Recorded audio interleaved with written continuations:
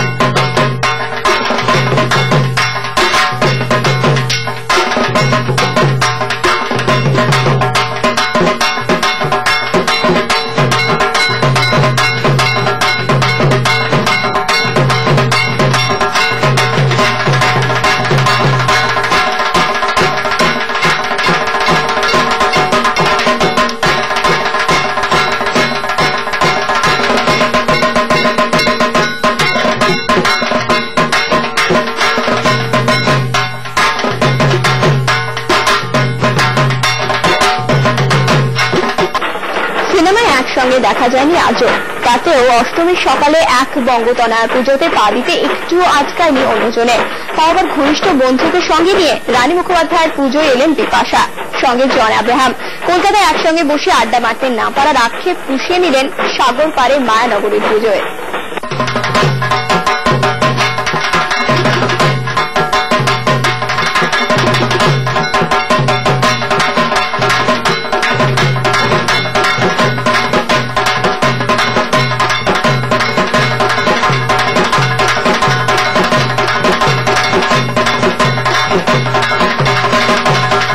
मेरी हमेशा की इच्छा है एटलीस्ट अष्टमी के दिन मैं हमेशा आती हूँ अंजलि देने। हर साल कोशिश रहती है और इस साल भी कुछ करके हम लोगों ने अंजलि दी और अच्छा लगता है। ये बचपन की आदतें हैं जो we get to relive these, but it's nothing like the Calcutta पूजा।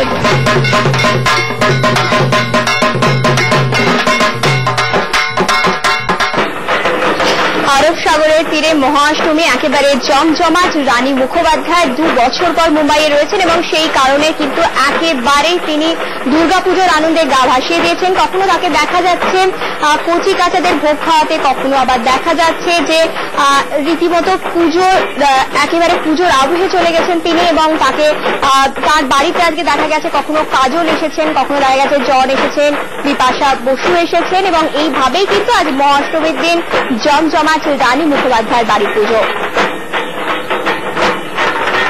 এবং মুম্বাইয়ে মহাষ্টমীর ছবিটা ঠিক কেমন জানতে চলে যাবো আমাদের প্রতিনিধি সমিত সেনগুপ্তর কাছে। সমিত, রানী মুখোপাধ্যায়ের বাড়িতে আজ আমরা দেখেছি যে জন আব্রাহাম এসেছেন, বিপাশা বসু এসেছেন, তো আজকে সব দিনই রানী মুখোপাধ্যায়ের বাড়িতে কি কি হলো এবং পুজো ছবিটা ঠিক কিরকম দেখলে? যেহেতু অষ্টমী এবং খুব পুণ্যতিথি, সেখানে অষ্টমীর দিন কিন্তু সকলেই চায় যে অষ্টমীর দিন অঞ্জলি দেওয়া এবং একবার প্রতিমা দর্শন করা। যেহেতু মুম্বাই খুব ব্যস্ত শহর, এই সমস্ত তারকারা যথেষ্ট ব্যস্ত থাকেন সারা বছরই।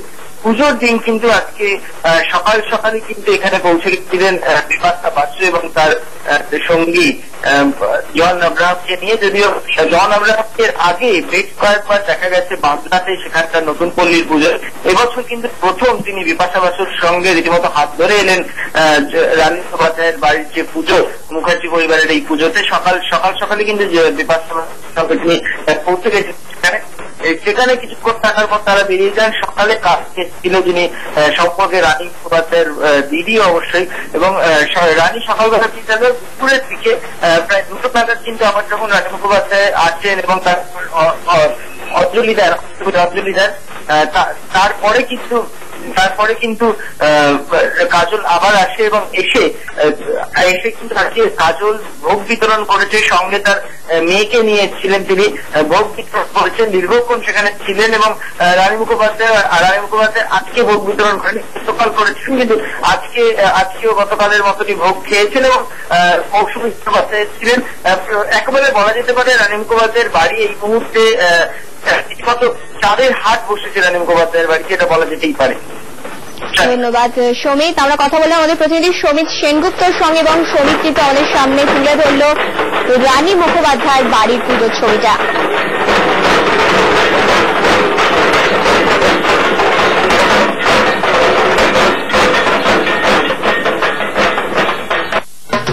মহাষ্টমী কিভাবে কাটান রানী? অষ্টমীতে কি ধরনের শাড়ি বা পছন্দ করেন? আমাদের প্রতিনিধির কাছে পুজোর নানা অজানা কথাই তুলে ধরেছেন রানী। অষ্টমীর দিন আর আমি কোথায় থাকবো? আমি আছি এখানেই মুখার্জি পরিবারে, আর মুখার্জি পরিবারে কে আছে? রানী আমার সঙ্গে। অষ্টমীর দিনের কি তোমার আজকের এজেন্ডাটা কি ছিল সকাল থেকে? এখন তো অনেক দেরি হয়ে গেছে। হ্যাঁ, আমার তো সকাল থেকে এই এজেন্ডা থাকে কি আমি এসে আগে পুষ্পাঞ্জলি দিই, কেন কি সকাল থেকে কিছু খাই না অঞ্জলি দেওয়া অব্দি। তো অঞ্জলিটা দিয়ে তারপরে ভোগ খাই। ছোট থেকে বড় হয়েছে এই সারাউন্ডিংসে, পুরো বছর দেখা হয় না নিজের রিলেটিভদের সঙ্গে, এত বছর এত সময় পর দেখা করে তোমাদের কিরকম ভাইব্রেশনটা কিরকম? খুবই ভালো, কেন কি আমরা পুরো বছর আমরা we are like doing a various activities. কেউ ইন্ডিয়া থেকে বাইরে আছে, কেউ অন্য জায়গায় থাকছে, কিন্তু সামবডি ইজ বিজি ওয়ার্কিং, কেউ শুটিং করছে, কেউ নিজের কাজ নিয়ে ব্যস্ত আছে। কিন্তু এই 3টে দিন সবাই ফ্রি হয়ে এই পুজোতে এসে দেখা করে দুজনকার সঙ্গে। আর এই জায়গাতেই হচ্ছে যেখানে আমরা ছোটবেলা থেকে একসঙ্গে খেলেছি, বড় হয়েছি। তো it's a very very good like atmosphere. তোমাকে আমি আগেও দেখেছি যে পরিবেশন করা, ছোট মা বলছিল যে ছোট ছিল তখন থেকে ওর খুব ভালো লাগতো পরিবেশন করতে, বাবা আমাকে অনেক কথা বলছিলেন। মিস করো না? না, একদমই। তো আমরা এখনো পরিবেশন করি, মানে ছোটবেলা থেকে ওটাই ভীষণ স্পেশাল কি আমাদের যত পরিবারের লোক আছে, যত কমিটি মেম্বার্স আছে, তারা সবাই মানে মানে লোকেদের মানে পরিবেশন করে। আর আমরা এই পুজোতে একটা পুজো আছে যেখানে আমরা সবাইকে ভালো করে বসে সবাইকে বসে আমরা ভোগটা খাওয়াই, যেটা কোনো অন্য পুজোতে মানে হয় না, এটলিস্ট আমি এখন অব্দি শুনিনি।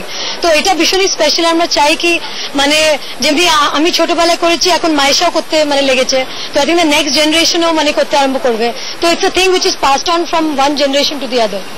আজকে তোমার টায়ার যেটা আমি দেখতে পাচ্ছি ভীষণ আলাদা, আমাকে এক্সপ্লেন করো তুমি কি পরেছো? এটা অ্যাকচুয়ালি সব্যসাচী এটা ডিজাইন করেছে। এটা হচ্ছে সব্যসাচী টেক অন লাল পাড় শাড়ি, কেন কি অষ্টমীর দিন আমরা সবাই লাল পাড় শাড়ি পরে আমরা পুজো দিই। তো ইটস ভেরি ইম্পর্টেন্ট কি আজকে আমি ওর শাড়িটা পরেছি, যেটা আমাকে দিয়েছে, ও মানে গিফট করেছে এটা। আর জুয়েলারিও দেখতে পাচ্ছি ভীষণ ইন্টারেস্টিং, ভালো মানে ভালো লাগছে। চলো ভালো। তো এটা সবসময় পারো না? এসব স্পেশাল ওকেশনেই তোমার মনে হয় যে এবারে সাজতে কতটা? আই থিঙ্ক পুজোর সময় তো সবার সাজাই উচিত। আই থিঙ্ক আমরা ছোটবেলা থেকে ভীষণ এক্সাইটেড হতাম এই 3টে দিন। মা আমাদেরকে নতুন নতুন জামা কাপড় মানে করাতো। এখন এই জামা কাপড় থেকে এখন শাড়ি হয়ে গেছে। তো নতুন নতুন শাড়ি লাইক ইটস ইম্পর্টেন্ট কি রোজ মানে সকাল আর বিকেলে আমরা নতুন নতুন জিনিস পরি, নতুন শাড়ি পরি। তো ওটা একটা মানে এক্সাইটমেন্ট এখনো রয়েছে। তুমি এনজয় করো নিজের ফ্রেন্ডসদের সাথে, ফ্যামিলির সাথে। আমরা অনেক বেশি ডিস্টার্ব করি জানি, কিন্তু রানী মুখার্জি ছাড়াও তো কাজ চলে না। তো রানীর সঙ্গে এখানে ক্যামেরাম্যান রবি পাঞ্চাল আমার সঙ্গে রয়েছে, জয়িতা মিত্র, স্টার আনন্দ, মুম্বাই।